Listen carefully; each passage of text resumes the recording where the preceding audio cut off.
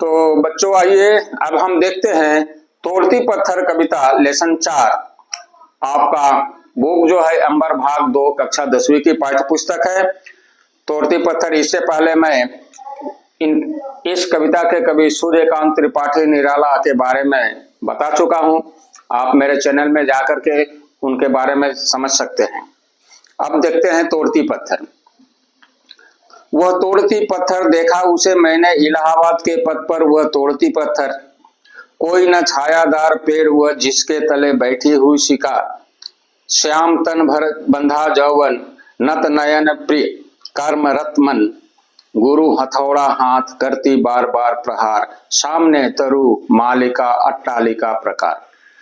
कवि कहता है कि इलाहाबाद के सड़क के किनारे, इलाहाबाद के सड़क पर लिखा हुआ है, इलाहाबाद के सड़क के किनारे तपती धूप जो है, गर्मी का समय है, तपती धूप है, वहां कोई छायादार पेड़ नहीं है और एक सांवली सी श्याम तन भर बंधा जवन, एक श्याम वर्ण की युवती क्या करती है, अपने हाथों में भारी हथौड़ा लिए, यहाँ आप देखिए कामों में लगी हुई है, यानी पत्थर के ऊपर बार बार चोट पहुंचा रही है, पत्थर के ऊपर बार बार प्रहार कर रही है ताकि पत्थर टूट जाए। ठीक है, गुरु हथौड़ा हाथ करती बार बार प्रहार।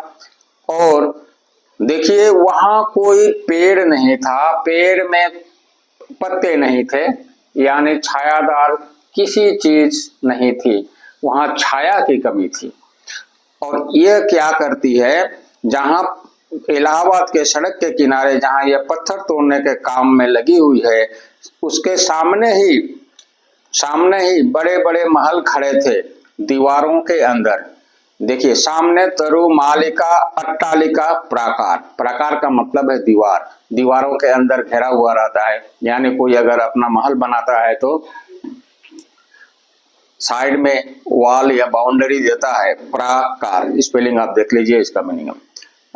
हिंदी में दीवार बोलते हैं।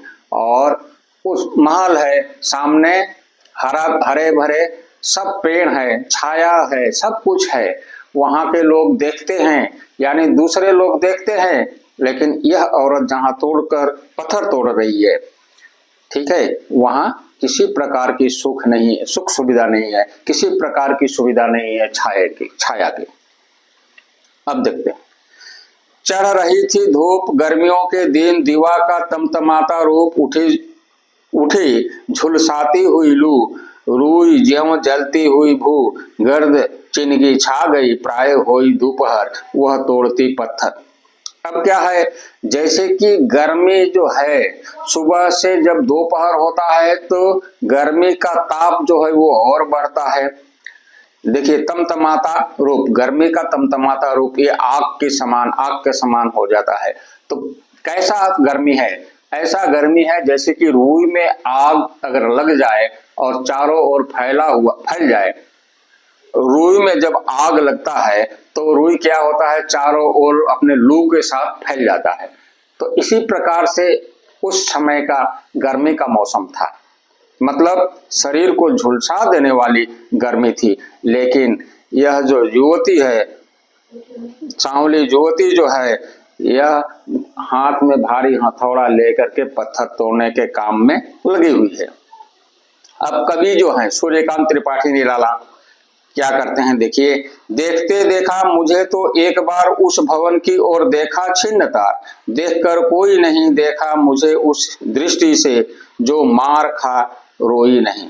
जब कभी उसके ओर बढ़ते हैं, जब कभी उस युवती की ओर बढ़ते हैं जो पत्थर तोड़ रही है, तो युवती क्या करती है, युवती कवि को नहीं देखती है बल्कि उस महल की ओर देखती है, उस महल की ओर देखती है जो दीवारों के अंदर बड़े बड़े महल खड़े थे, बहुत से पेड़ कतारों में थे, उधर देखती है।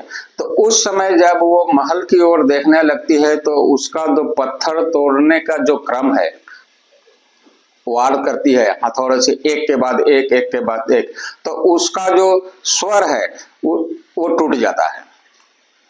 काम करने का जो सिलसिला है, पत्थर ये हथौड़ा चलाने का जो सिलसिला है वो टूट जाता है, छिन्नता।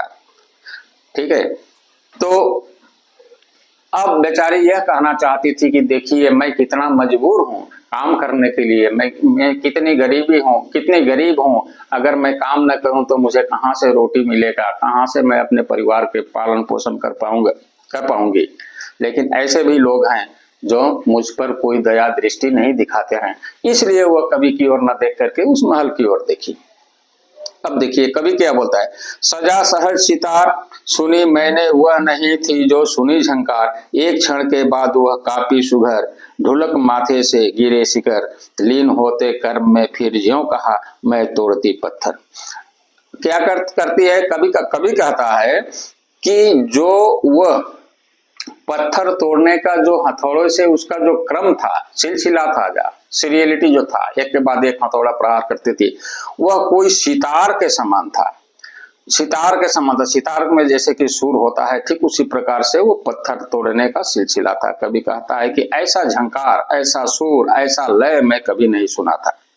और एक क्षण के लिए वह जो युवती है, एक क्षण के बाद वह कापी सुघर, ठीक है, तो एक क्षण के लिए जब वो माथा ऊपर करती है तो उसके ललाट से, माथे से गिरे शिखर, क्या होता है, पसीना टपकने लगते हैं, पसीनों की बूंद लुढ़कते हुए उसके माथे से नीचे गिरते हैं।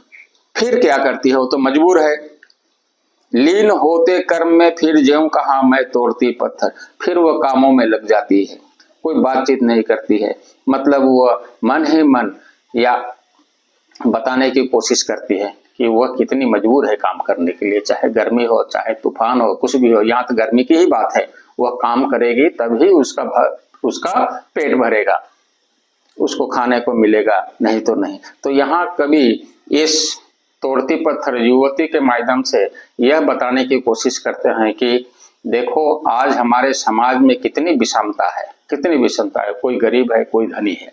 धनी व्यक्ति है वो क्या करता है, अमीर व्यक्ति जो होता है वो गरीबों के प्रति कोई दया सहानुभूति नहीं दिखाना चाहता है।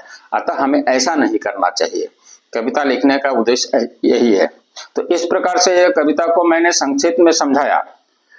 तो आपको कैसे लगा बच्चों? अभी तक अगर आप लोगों ने हमारे चैनल को सब्सक्राइब नहीं किया तो सब्सक्राइब कर दीजिए और ज्यादा से ज्यादा शेयर कर दीजिए।